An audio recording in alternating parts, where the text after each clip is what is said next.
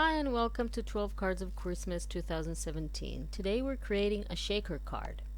So let's start by cutting 6 by 8 inches piece of paper and folding it in half. This will be the base of our card. And I always like to burnish my fold with a bone folder. And then this is a tree that I used Sizzix die cut to cut it out.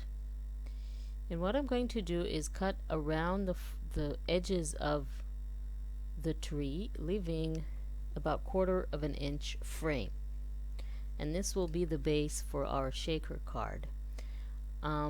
If you need to draw it with a pencil first, then go ahead and do that. I am not cutting into the trunk of the tree. I'm leaving that whole.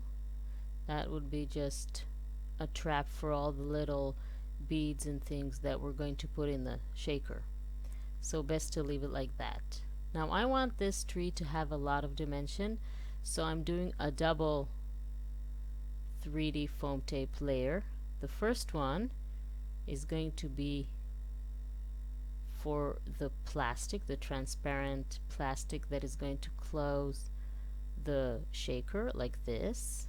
When you put your foam tape, make sure that it's very close together so nothing will escape. I'm going to fill the shaker card with beads, sequins, and little other sequins that are half a circle and some are complete circles. White, red, and green. Then you need to remove all the pieces from all the backing from the foam tape and attach your plastic. This is the first step. Don't attach it to your card, because then the tree will stay open and the only thing you'll have is a frame.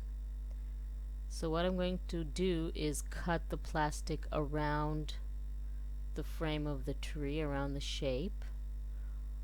It's already glued to the tree, so it's not moving, so I know I can cut it accurately.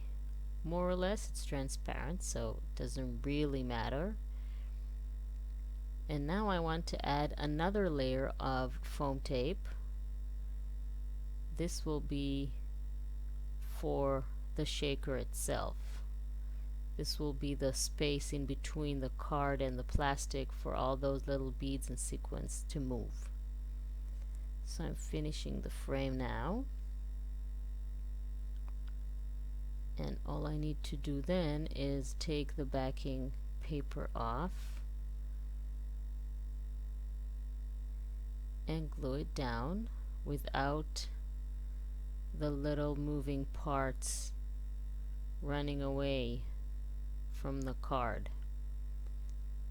Taking that backing off is sometimes very frustrating, but with a little patience they're all coming out.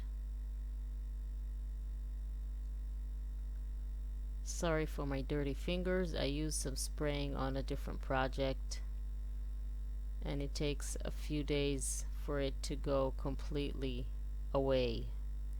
So now attach your tree to the card, trapping all those moving parts in the center, and look how beautiful they all move and how pretty that is. And if you would be closer, you could even hear the noise they make.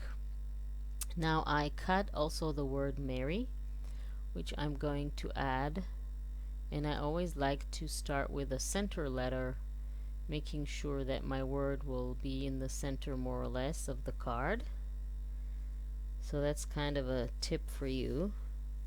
And in some cases I like to start from the last letter if I only have a limited space for the word and I don't want it to run out in the middle when I'm adding the letters.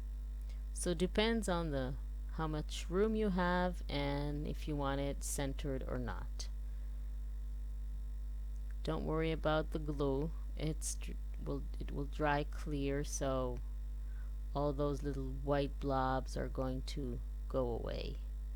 And I also like to use a ruler to make sure that all my letters are aligned if I want them aligned. Sometimes I don't want them aligned in a straight line, so then I don't use my ruler, but in this case I did. for our last touch, to add a little bit more white, I'm going to add a few stars here and there on my card. I've punched 2 types of stars,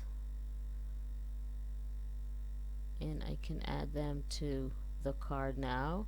When you add things like stars, always make sure you have an odd number. Always looks better than an even number.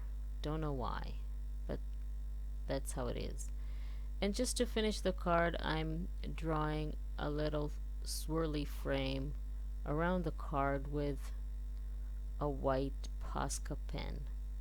A Sharpie would work beautifully as well.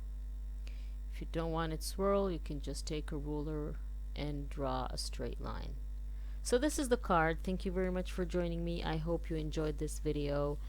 And the next video is the final video. We have completed 12 cards of Christmas. So thank you very much for joining me, and I'll see you next time.